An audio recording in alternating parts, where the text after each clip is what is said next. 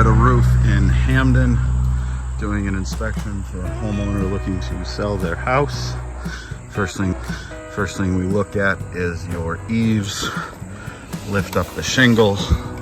See, there are multiple layers of roofing underneath that.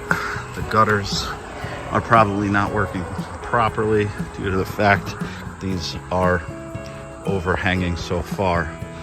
Other things you can see is the ripples in the first few courses of shingles due to the fact that multiple layers do not allow the shingles to sit properly on the roof.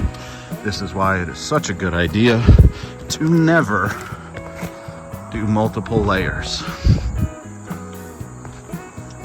On the back of this house here, we have a kitchen vent, an attic vent, a chimney, and 3 pipes. See a lot of growth growing here, cracks in the shingles, missing pieces here. Chimney, definitely use some TLC. Cracks in the crown, cracks in the brick. Water is definitely penetrating through that.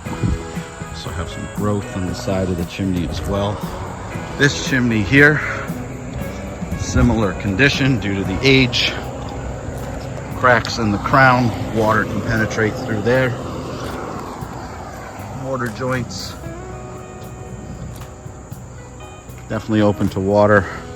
But then on the back here, you can see right here that this house needs a cricket.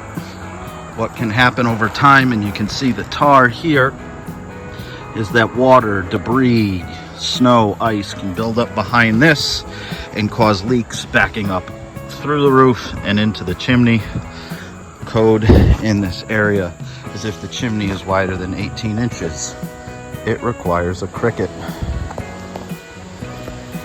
All in all, this roof should be replaced immediately. And when you get it done by Brown, we will not let you down.